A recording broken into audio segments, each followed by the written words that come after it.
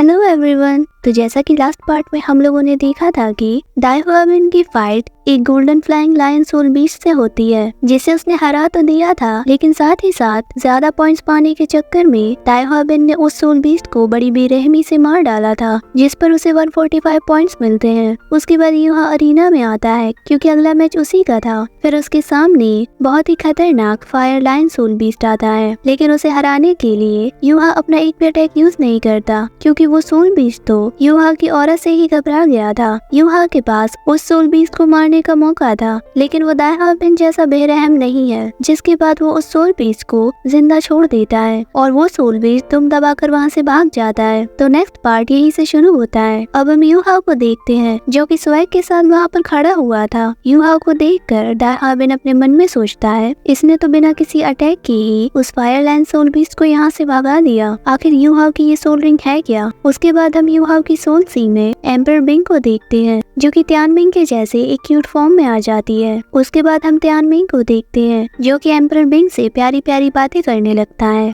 लेकिन emperor Bing उसकी intentions को समझ जाती है और वो उसे इग्नोर करने लगती है। फिर तियानमिंग कहता है, तुम तो बहुत ज्यादा ताकतवर हो, तुमने इस सोल बीस्ट को तो चुटकियों में हरा दिया। जिस पर एम्पर बिंग उससे कहती है कि तुम चुप रहो, उस सोल बीस्ट को हराना मेरे लिए कोई बड़ी बात नहीं है। उसके बाद हम देखते हैं कि तियानमिंग एक आइस रोज बनाकर एम्पर बिंग को वहीं पर प्रपोज करने लगता है, जिस पर एम्पर बिंग उसके रोज को पीछे फेंक देती है, लेकिन फिर भी तियानमिंग अपनी हार नहीं मानता और वो उससे कहने लगता है कि तुम काफी थक गई होगी, क्या मैं तुम्हारी मसाज कर दूं? इन सब बातों से एम्पर बिंग और भी ज्यादा चिढ़ जाती है। उसके बाद वो तियानमिंग की जमकर धुलाई करने लगती है। इन सब चीजों को देखकर यूहा अपना सर पकड़ लेता है और वो कहता है तियानमिंग तो फिर से शुरू हो गया। उसके बाद वो इंचार्ज अनाउंस करता है कि यूहा ने इस मैच में बहुत ही ज्यादा हाई लेवल की फाइटिंग स्किल दिखाई है। यूहा की कंट्रोलिंग पावर एक्स्ट्रा ऑर्डिनरी है। वो यूहा की तारीफ पे तारीफ करते जाते हैं। उसके बाद डी डियान यूहा को 150 पॉइंट्स देते हैं। ये सुनकर दाई हुआबिन बहुत ज्यादा हैरान हो जाता है और वो कहता है कि क्या कहा? उसके बाद डी डियान अनाउंस करते हैं कि श्रेक एकेडमी की हिस्ट्री में आज तक 20 प्लेयरों में किसी ने भी 150 पॉइंट्स अर्न नहीं किए हैं। तो इसका मतलब ये है कि यूहा पहला बंदा है जिसने ऐसा किया हो। ये देखकर वांग डोंग, शाओ शाओ और वहाँ पर मौजूद सभी स्टूडेंट्स खुशी से पागल ही हो जाते हैं। वहीं दूसरी तरफ हम मूजिन को देखते हैं जो कि जलकर खाक हो जाती है। मिस ज़ाओई भी यूहा के लिए तालियां बजा रही थी। उसके बाद हम टीन दुओ दुओ को देखते हैं जो कि यूहा की तारीफों के पुल बांधने में लगे हुए थे। वो चिल्ला चिल्ला कर कहते हैं कि देखो, ये है मेरे सोल गाइड डिवीजन का कोर स्टूडेंट। जिस पर डी डियान उनसे कहते हैं अभी ये डिसाइड नहीं हुआ है कि यूहा किस डिवीजन का कोर स्टूडेंट है। जिस पर टीन दुओ दुओ उनसे कहते हैं कि तो फिर ठीक है, अब इसका फैसला हाइशन पवेलियन में ही होगा। उसके बाद टीन दुओ दुओ वहाँ से उठकर चले जाते हैं। अब हम देखते हैं कि यूहा की टीम का स्कोर 356 हो गया था, यानी कि दाई हुआबिन की टीम की स्कोर से सिर्फ 1 पॉइंट ज्यादा, और जिसका मतलब है कि यूहा की टीम इस असेसमेंट टास्क को टॉप करते हैं। शियाओ शियाओ की खुशी का तो कोई ठिकाना ही नहीं रहता। उसके बाद वो इंचार्ज इस टास्क के रिजल्ट को ऑफिशियली अनाउंस करते हैं, जिसमें यूहा 150 पॉइंट्स के साथ टेबल के टॉप पर था। सेकंड पोजीशन पे 145 पॉइंट्स के साथ दाई हुआबिन था। थर्ड पोजीशन पर वांग डोंग और कुई आजी दोनों ही थे, क्योंकि दोनों को ही 110 पॉइंट्स मिले थे। वो इंचार्ज आगे कहते हैं कि क्लास 1 का पासिंग रेट 95% है और क्लास 2 का पासिंग रेट, यानी कि जिसमें दाई हुआबिन पढ़ता है, उसका 80% है। और जो भी स्टूडेंट इस टास्क में फेल हुए हैं तो अगले 3 दिन उनके कॉम्प्लीमेंट्री एग्जाम होंगे। अगर वो स्टूडेंट इस एग्जाम में भी फेल हो जाते हैं तो उन्हें श्रेक एकेडमी से जाना होगा। उसके बाद हम दाई हुआबिन को देखते हैं जो कि अपनी टीम के साथ वहाँ से चुपचाप भाग रहा था, लेकिन नीचे से यूहा ने उन्हें देख लिया था। दाई हुआबिन की टीम अरीना से बाहर आ जाती है। वो लोग सोच रहे थे कि ऐसे हम बेइज्जती से बच जाएंगे, लेकिन आपको तो पता है कि हमारा वांग डोंग कितना ज्यादा स्मार्ट है, वो उन्हें इतनी आसानी से तो जाने नहीं देगा। वो लोग वहाँ से निकल ही रहे थे, लेकिन वांग डोंग अपनी पूरी टीम को लेकर उनके सामने आ जाता है और वो उनसे कहता है, दाई हुआबिन तुम कहाँ भाग रहे हो? वही हम शाओ शाओ को भी देखते हैं जो कि अब उन सभी को चिढ़ा रही थी। वहाँ पर धीरे धीरे बहुत सारे स्टूडेंट्स जमा होने लगते हैं। अब इसी भीड़ को देखकर वहाँ पर तागिया और बेबे भी आ जाते हैं। उसके बाद वांग डोंग दाई ह्वाबिन से कहता है शायद तुम कुछ करना भूल रहे हो।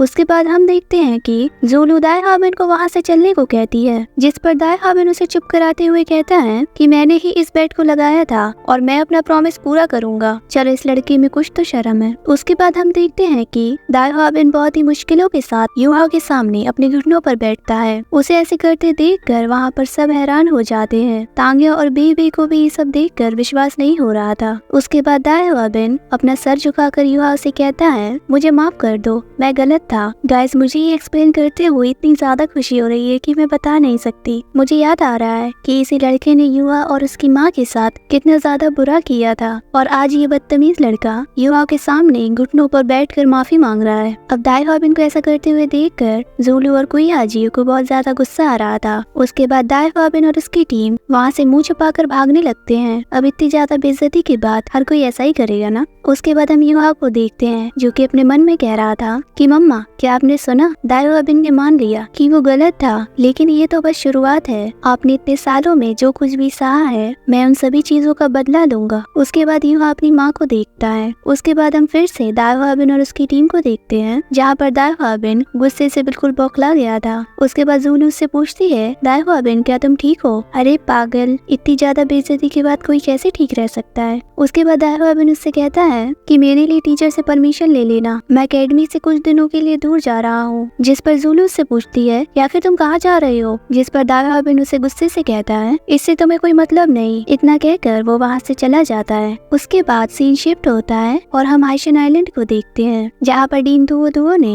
युहा के मैटर को लेकर एल्डर्स की मीटिंग बुलाई थी। उसके बाद सभी एल्डर्स हाइशन पवेलियन में इकट्ठा हो जाते हैं। ओके वेट, अब हमें कुछ नए नए एल्डर्स देखने को मिलेंगे, तो मैं सभी एल्डर्स के बारे में आपको थोड़ा थोड़ा बता देती हूँ। तो जैसा कि आप लोग डीन यान और डीन दुओ को तो जानते ही हैं कि वो गार्डियन सोल डिवीजन और सोल गाइड डिवीजन के वाइस डीन्स हैं। तो सबसे पहली है डीन शियानलिन जो कि सोल गाइड डिवीजन की वाइस डीन है। ये ओल्ड लेडी हाइशन पवेलियन की एल्डर होने के साथ साथ सोल गाइड ब्रांच की मेन डीन है और इनका नाम सोंग युनजी है। उसके बाद आती है काई मेई एर जो कि गार्डियन सोल डिवीजन की वाइस डीन है, डीन यान की तरह। फिर है गार्डियन सोल डिवीजन की मेन डीन जिनका नाम लिन हुई कुन है। ये डीन होने के साथ साथ हाइशन पवेलियन की एल्डर भी है। उसके बाद आते हैं मास्टर जुआंग यूसेन। आप सभी को तो ये याद ही होंगे, ये वही है जिन्होंने युहा और वांग डोंग को सोल अवेकनिंग पिन दी थी। इनकी पावर सच में मुझे बहुत ज्यादा अच्छी लगी थी। ये हाइशन पवेलियन के एक एल्डर हैं। और लास्ट में आते हैं एल्डर शुआनजी।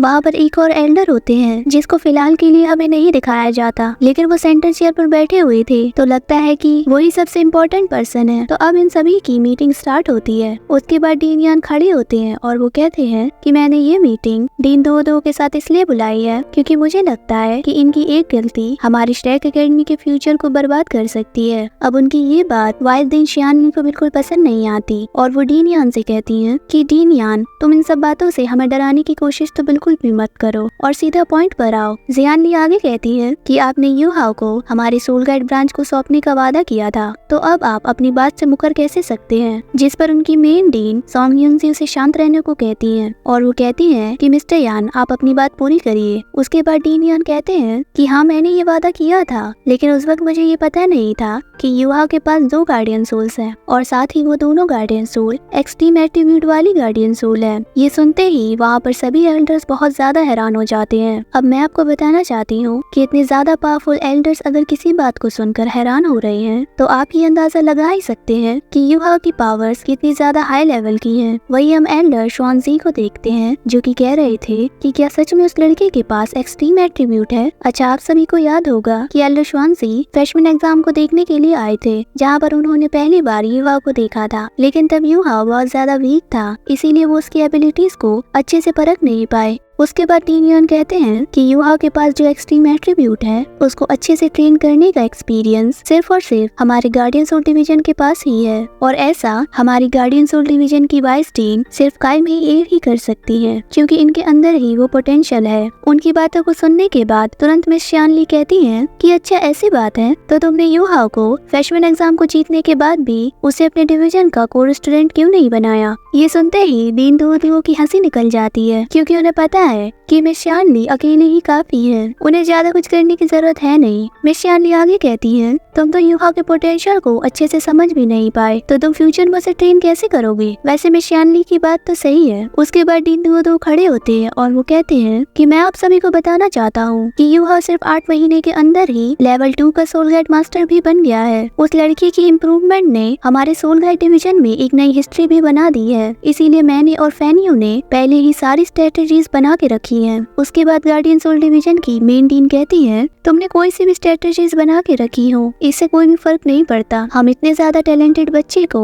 ऐसे ही जाने नहीं देंगे। उनकी बातों को काटते हुए सॉन्ग युंगजी कहती है कि उस एक्सट्रीम एट्रीब्यूट वाले बच्चे को सिर्फ हमारा सोल गाइड डिवीजन ही अच्छे से ट्रेन कर पाएगा। अब कायमे एयर भी खड़ी हो जाती है और वो कहती है कि ऐसा टैलेंटेड बच्चा इतनी आसानी से नहीं मिलता, तो इसीलिए हमारा डिवीजन उसे कहीं जाने नहीं देगा। जिस पर शियानली खड़े होकर उनसे कहती है कि क्या तुम अपनी इन हरकतों पर पछताना चाहती हो? और इसी के साथ हम देखते हैं इन दोनों ग्रुप्स के अंदर लड़ाई होने लगती है। उसके बाद हम देखते हैं कि डीन दो डीन यान से कहते हैं, यान शाओजे तुम तो भरोसे के लायक ही नहीं। जिस पर डीन यान कहते हैं, तुमने चीटिंग की है। उसके बाद वो एल्डर सॉन्ग युंगजी कहती है कि क्या तुम्हारा गार्डियन सोल डिवीजन उस बच्चे को चुराना चाहता है? जिस पर एल्डर हुईकुन कहती है कि हाँ बिल्कुल, वो बच्चा सिर्फ हमारा ही होगा। ऐसे ही इन डीन्स के बीच में बहस होती रहती है। उन सभी को ऐसे लड़ते हुए देखकर सेंटर वाली चेयर पर बैठे एक एल्डर कहते हैं कि तुम सभी चुप रहो और याद रखो कि हमारे श्रेक एकेडमी का असली मोटो क्या है। जिस पर डीन यान बहुत रिस्पेक्ट के साथ कहते हैं कि हमारे श्रेक एकेडमी का मोटो सिर्फ और सिर्फ मॉन्स्टर्स को ट्रेन करना है, ना कि ऑर्डिनरी स्टूडेंट्स को। उसके बाद वो हिडन पर्सन कहते हैं कि अगर ऐसा है तो क्यों ना तुम सभी मिलकर उस बच्चे को ट्रेन करो। अगर वो लड़का इतना ज्यादा टैलेंटेड है तो क्यों ना उसे दोनों डिवीजन का ही कोर स्टूडेंट बना दिया जाए। ये सुनते ही वहाँ पर मौजूद सभी लोग हैरान हो गए थे। एल्डर जुआंग कहते हैं कि ऐसा तो कभी भी नहीं हुआ। जिस पर वो हिडन पर्सन कहते हैं कि चलो देखते हैं कि इस लड़की का टैलेंट इसे कहाँ तक ले जाता है। और इसी के साथ इतना बेहतरीन एपिसोड यहीं पर खत्म हो जाता है। गाइस पर्सनली मुझे ये वाला एपिसोड बहुत ज्यादा अच्छा लगा और मुझे लगता है कि आपको भी लगा होगा। तो अब जल्दी मिलेंगे नेक्स्ट एपिसोड में। Bye bye.